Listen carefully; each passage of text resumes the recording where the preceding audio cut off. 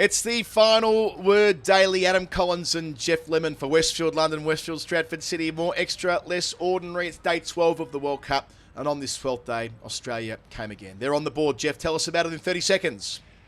From the car park in Lucknow, Australia was sunk here at the ground today. They were in all sorts, 125 for none after Sri Lanka batted first. They were going to get pumped again, and then suddenly it all turned around. Yep, Kusal Perera made 78 and Patam Nasanka made 61. That was about it. Asalanka 25 was the next best score. Zampa came into it with 4 wickets. Cummins bowled beautifully. Starc picked up a couple, and it was all down to David Warner's fielding. I'll come back to that later. Australia chased it without too many troubles. They ended up 5 down. Maxwell blazing it at the end. Half century for Josh Inglis. And Marnus Labuschagne made some runs, but I can't remember how many. He did. Marnus Labuschagne made 40 from 60 in that partnership of 87 there with Inglis. Just to make sure of it, there was that little wobble courtesy of the bowling of Madushanka, who bowled beautifully, by the way. Madushanka was just outstanding with the new ball. Yeah, in the 30-second summary, took 3 wickets, 3 of the 5 for Sri Lanka. But Australia win with 88 balls to spare, 5 wickets down, which means they undo some of, maybe a lot of, the damage that was done to their net run rate in losing to India and South Africa the way they did across the first week of the tournament. But yeah, that was Mitchell Marsh giving them that head start. But the problem was the wickets falling around him, Warner and Smith falling in the same double wicket maiden. So there was a wobble, but through Marsh and Labuschagne and Inglis. And then later when the game was done and they were chasing net run rate, Maxwell 31 not out and Stoinis 20 not out. It was mission accomplished. But Jeff, let's go back to the fielding innings. They're none for 125, Sri Lanka. And I don't know how much you were sampling social media at the time. It just felt like the Australian public were ready to completely write off this mob. Sri Lanka were going to go on and make 300 plus. They were going to get rolled again. They were going to be zipping 3, and that was that. It was time for, as I saw in my replies, the white ball reset, similar to what England did after the 2015 World Cup. And then Pat Cummins brings himself back into the attack. The catch in the deep, excellent bit of work from David Warner, a crucial catch. Running from shade to light, but either way, it was one of those where it's harder than it looks, and Cummins with the short ball, getting his back into it, getting to go one through the gate as well. Then Zampa, who started poorly, got into the game, got the stumps in play with those googlies, picks up for turbocharges his own tournament, which felt like it was hanging on the edge at that point as well. So from where they were to where they got to, the collapse was 10 for 84, or if you prefer Richard Hadley figures, 9 for 52, or 6 for 31 after the rain and the sandstorm that followed. It was a wild couple of hours, but Australia got their shit together when they needed to, basically. Well, I mean, I don't think it was unreasonable to think that they were cooked because they're 125 for none, Sri Lanka. You've got your next 2 players coming in, Kusal Mendis and Samara Vikrama, are both coming off hundreds in their last games and batted supremely. And you were thinking, well, okay, all they need to do is make probably 280 here, and that's going to be really, really difficult to chase down batting second based on what we saw against South Africa at the same ground the other night. And it wasn't just the scoreboard. It was the fact that when everything's going against you, everything goes against you, and you make bad decisions when you're under pressure. And so a lot of that came down to Mitchell Starc, first over of the day, gets one swinging in. It's missing the leg stump, and it's hitting the bat, and it pitched outside leg, but he got Pat Cummins to review it anyway. So they burned a review. And then Maxwell, so that's to the right-hander, to Nasanka, and then Maxwell traps Perera in front, the left-hander. Huge appeal. Rarely see Maxwell give it the full, like Nathan Lyon, spirit fingers and all the rest of it. Given not out by Joel Wilson, and they don't send it upstairs. And even at the time I thought, well, if just even based on the appeal, a player doesn't appeal like that unless they're pretty sure it's going to be out. But because they've already wasted the other review, they're not game to use this review. It would have been out. It was 3 reds.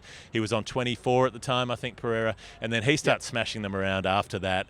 And you're just thinking, okay, when a team keeps making bad decisions, then things are going to keep going against them. And that's why I put a lot of it down to David Warner in the deep. The fact that he was the one player who still caught his catches well against South Africa and met his usual standard in the field the other night. That top edge from Cummins, it's one of the things, like when you watch cricket at the ground versus watching it on TV, some of those outfield catches look easier on television than they actually are, because the foreshortening effect is not just Tony Greig with the low catches, but it reduces the appearance of the amount of distance that a player has to cover. When that ball went up in the air at the ground, I was watching Warner and I was like, there is no way he can get there. He's too far away. He screamed across the turf, And he caught that one really well. And then, Cummins knocks over Pereira with that delivery that I'm sure you'll want to talk about after this. But it's the second catch, the one off Zampa, that's even harder for Warner. Similar position. He has further to come around. He hits the ground harder. His knee digs into the turf. He smashes into the ground, rolls over about 3 times, genuinely hurt himself, and hung onto the catch. There are so many players out there who would have let that catch go. And I just thought it was that commitment, that body on the line stuff, and the skill and being able to hit his standard, that's what lifts Australia. And then after that, they go, okay, we can do this. We're in this game at 3 wickets down. There's a really famous instance in a night competition at VFL Park many years ago where a defender called Robert Klomp was given best on ground for having had 7 touches because he defended so well. I'm not saying that David Warner is my 3 votes in the Brownlow tonight, to extend the awkward analogy here, but he's getting a vote from me. You know, Zampa's best on for what he does, Mitch Marsh for what he does, and it kind of speaks for itself, not to neglect Inglis in that conversation either, who played a really important innings that we'll come to in a moment. But if not for Warner taking those catches when he did, I'm not sure whether the game opens up the way that it does. No. So look, Cummins, to the his rest credit, doesn't start. Yeah, and Cummins, to his credit, makes some good calls from that juncture. So he gets himself back on. I reckon that's the quickest Cummins has bowled in the tournament. I'm not sure whether the data will back that up, but it felt like he was bowling faster, that he knew that this was really important. Changes his angle round the wicket to Kusal Pereira. Extra movement, albeit off the inside edge, but takes out the stumps. The big response from him. I reckon that it didn't offset the poor decision on the reviews, but it felt like he was back at an even playing field. The 2 wickets for him, because you're right, that Starc review was a nonsense. It felt like it was missing leg live, and the fact that Starc has the seniority to command that of the captain, I guess you see that with older fast bowlers. Stuart Broad did it all the time towards the end of his career. If you're a quick and you think it's out, you're probably getting the review going your way with the captain. But that did clearly inform the decision not to go up with Maxwell. I actually blamed Inglis for that because Inglis didn't appeal. He just wheeled away to collect the ball and didn't go up with Maxwell. He gave it the double appeal. Joel Wilson should have given it out on the field. It was clearly hitting leg stump, but that's the way I suppose these things go. Body language of the keeper feeding into all of that. Yeah, Cummins gets it right when he needs to. Like, the way I see it is it was like so close to teetering, so close to getting to a point of no return for them in this game and in this tournament. They had to be shocked into action, and something about the way Warner did that got them right as they needed to be. I mean, Zampa didn't start well. 4 for 47. A couple of those googlies were absolutely perfect, and that's where Zampa's so good, bringing the stumps into play and keeping them there all day long. But, he starts with a half-tracker with no real venom in it. I think he's conceded 25 runs in his first 3 overs. He said himself on the Man of the Match interview that he had a back spasm before play, and that's causing him some grief more generally. He wanted to get that out there when answering the first question, but, got into the game, the great catch in the deep from Warner, couple of leg before decisions, which are plumb in front, and now Zampa's in the tournament. Maxwell bowls well again. Yep. Starc takes a couple of wickets to help finish off the tail in the way that Starc does so well. Cummins plays his role, and suddenly, you can convince yourself they've had a really good day, and they did from the point of none for 125, but it could have easily gone the other way, and I think they'll be very mindful of that. Yeah, they did eventually once things got going. Starc hitting the stumps is important, and Dhananjaya De Silva's an important player as well. Got one through him. Zampa with the LBs. Got Joel Wilson giving them, which initially the first Joel, the Angels said no. But the second, third and fourth Joels, I like the way that Joel sort of points flat. He points at the dressing room effectively today. It was like, off you go, that's where you're going. It was like he's giving them a send-off. And so he started giving wickets. And there was Cummins with the run out as well. Don't miss that. The chip down. Was it Chamaka Karunaratne who played the shot down to mid-on, runs with the shot, and Cummins nails the stumps direct. So suddenly it was Velalage, but it was more like it was the momentum it was building at the time. Like it was, I think Aaron Finch might have been the guy on telly at the time talking through the technical piece to that. Again, it's harder than it looks on TV. Charging at full pace at a ball that's almost on the half volley and throwing in the same motion. And we've seen Cummins do that before, famously, to Jiteshwar Pujara at Adelaide Oval in 2018. Great fielder, great ground fielder, but it just kept the momentum going, and you don't want to miss a chance like that mid-collapse. You want to keep them under your heel, and that's what they were able to do so successfully either side of that rain break. Yeah, so 209 all out, which is a score that Australia should have felt confident about chasing. More confident after they get 15 off the first over. With Lahira Kumara came into the team, his first game of the tournament. There was another change as well. Sri Lanka's captain's gone for the tournament. Dasan Shanaka's out of the whole thing, so Shamika Karunaratne, the all-rounder, has come into the squad and into the 11. But yeah, 15 off that first over, including Warner playing one of those up and under flip pull shots that he played that went higher than it did long, like it went soaring up into the air. And then the second over's a maiden from Madushanka, the left armer, swinging it in. Third over, Tikshana bowls that and it goes for 9. And the fourth over's a maiden as well, but it's a double wicket maiden. How many players have knocked over David Warner and Steve Smith in a double wicket maiden in their careers? I'm tipping not many. So extraordinary, getting that ball to swing. He gets the left-hander hit in front of leg stump and it's going on to clip. So that one's given. Again, it's Joel, isn't it, giving that one out, and Warner was filthy with that. It was hitting leg stump, Dave, sorry.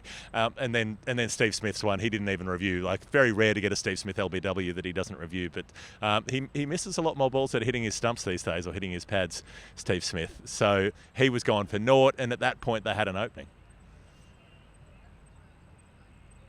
Yeah, so Madushanka created the pressure so quickly. So there was 15 runs from the first over. If you're bowling over number 2, you're already under the pump before you've sent the delivery down. The fact that his first 12 balls were scoreless, double wicket maiden you refer to, could have got Smith earlier in the over. Smith had to jam his bat down, just kept out a ball that was his change-up, the one that hits the seam and moves from the right-hander. His stock delivery being the sort of left arm swinging into the pads, Chaminda Vaas-esque. It was hard not to draw that comparison watching him bowl today, Madushanka, who was brilliant.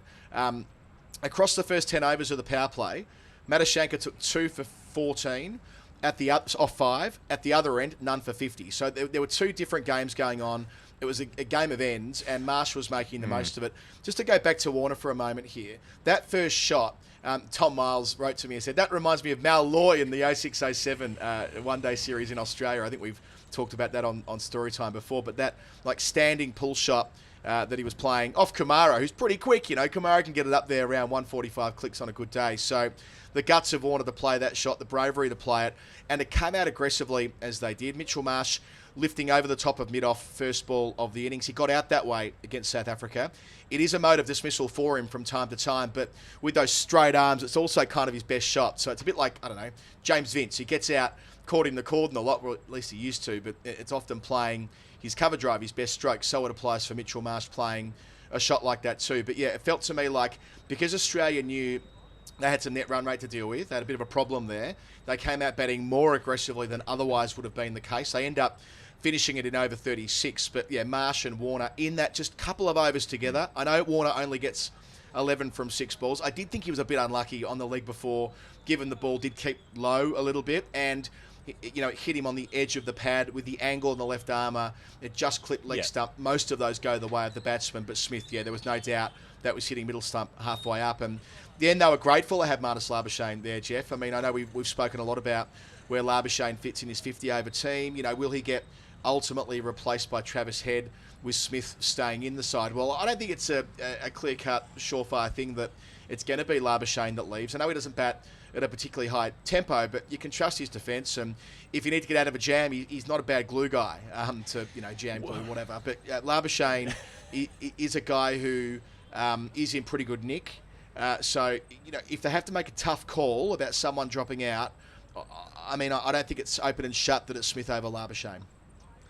He did a job that he needed to do today. The point when he went from 10 to 31, he did it all in singles, and then he hit a 2. So he really played that role. But Marsh had allowed him to do that. I thought the way Marsh played was less about thinking about net run rate and more about the fact it was easier to score off the new ball potentially, and it would be harder to hit those shots as the ball got older and softer. So he went after that new ball. He didn't have to chase it though. He got fed enough width. He got to play that sort of cut shot, that chopping shot down behind point that he plays.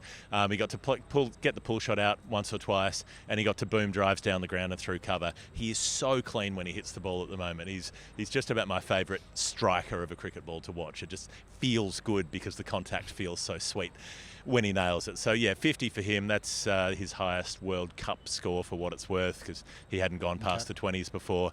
And then Inglis making his career high score as well. He'd made an even 50 once before. But but goes on to 58 by the time he was out off 59 balls. That was important. So he was streaky early, edged a couple from the spinners along the ground past slip, but soon got himself in and was willing to up the tempo and let Labuschagne do the single. There was a period there for, I think, 7 overs running. Labuschagne faced the first ball of the over and got a single from it. So he turned that strike over really well.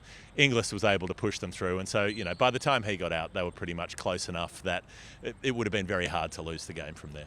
All you could do if you're Inglis in a situation like that is do, and by that I mean being brought in for Alex Carey, is make sure you're not dropped after 2 games. He did drop a catch off Maxwell early today, and you can. We've already touched on the leg before shout, and he hasn't looked as clean as Carey does, to be blunt. So he's got to lift his weight with the bat. They've let him bat at 5. I think they want Maxwell Stoinis 6-7, which makes sense given the power they have to negate any boundary riders and so on. And Inglis having a more traditional game plan at the moment, anyway. But yeah, 58 from 59, hit 1 big 6 on the pull, 5 boundaries, a couple of those from his first 2 deliveries. One of those was a thick edge. It took him a while to settle. It felt like he was skittish for the first 20 or so balls, but once he found his sea legs, batting with Labuschagne, did his job, made sure they were within striking distance of a quick kill by the time that Maxwell and Stoinis arrived, and they only faced 31 balls between them for 51 unbeaten, and that's exactly what Australia needs. So Maxwell hit his 130th 6 in one-day cricket tonight. He overtook Aaron Finch, 129. He's 1 away from Shane Watson. They were talking about that in the TV box, and only Gilchrist and Ponting ahead of him. It's just a reminder that, that's what Maxwell does, right? He hit 6s, bombed a couple of them tonight in 1 over, hit 4 4s. His first 6 scoring shots were all boundaries, and then Stoinis only facing 10 deliveries, but finishing it with a 6. And I thought that was good as well. Like, anyone that pays attention to net run rate knows that if the scores are level, you try and hit a 6. It's like that marginal gain stuff that we often talk about on the pod, and Stoinis was clearly aware of that because he tried to hit both of those balls when scores were level for 6. Not for 1, but for 6, knowing that only needed the singles, right? So credit to Stoinis for that, who gets himself into the tournament as well after copping a dodgy decision in his first game back a couple of days ago. So, the batting side of things, with the exception of Smith getting out early and Warner getting a 50-50 decision going against him, for everybody else, they've played a role. And, like it was in 1999, Jeff, you've got to find these historical reference points when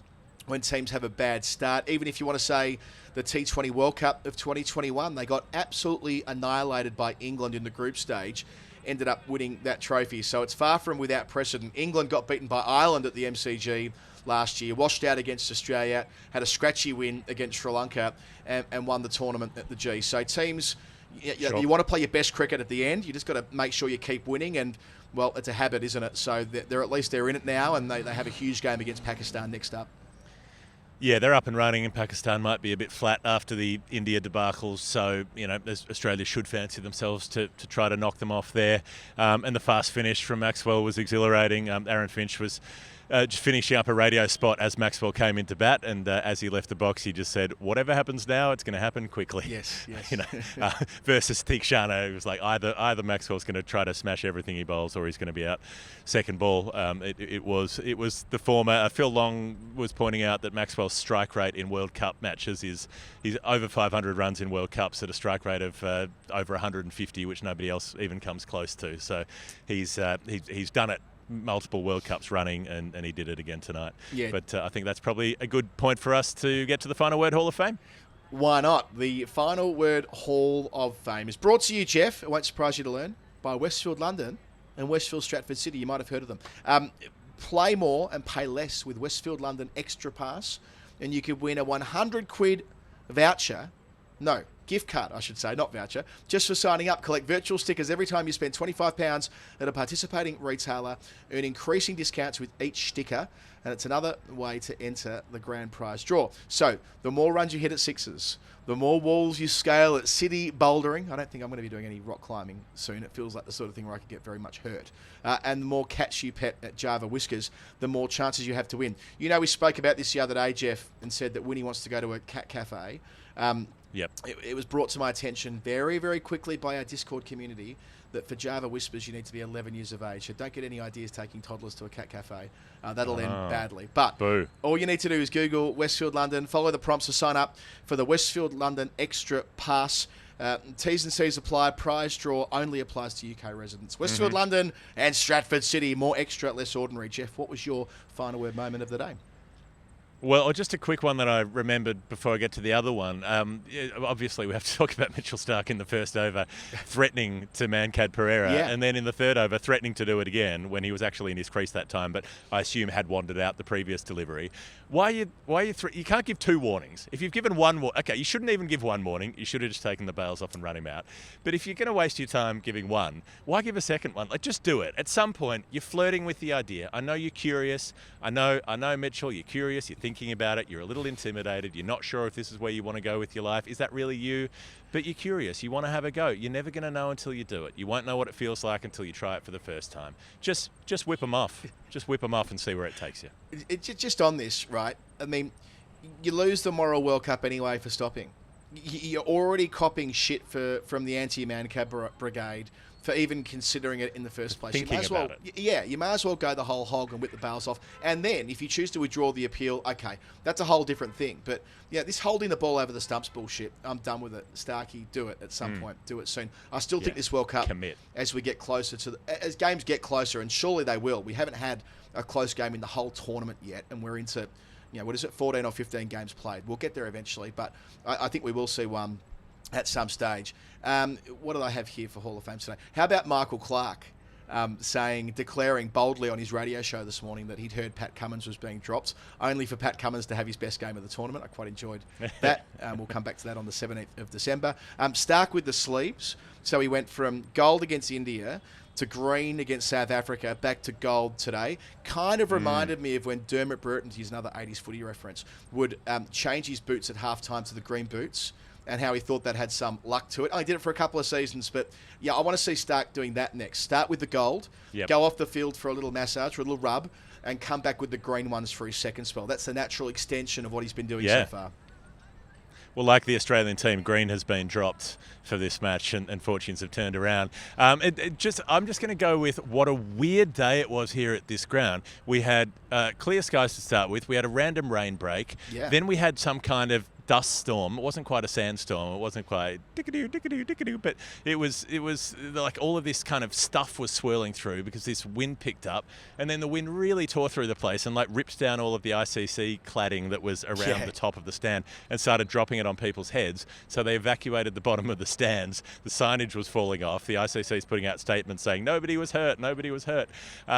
It was a weird old day. It felt like some cranky weather gods were up to something. I did think for a moment or two, what if the match officials and the ICC arrive at the view that the venue is not fit to continue playing this game, and Australia missed the chance of chasing 210 in a game they had to win? Didn't quite play out that way, but yeah, it did look a little bit chaotic, and I did put up, on Twitter, Darude stops play, and that would have been funny had it actually been the case, and it could have ended up in Wisden next year or something along those lines.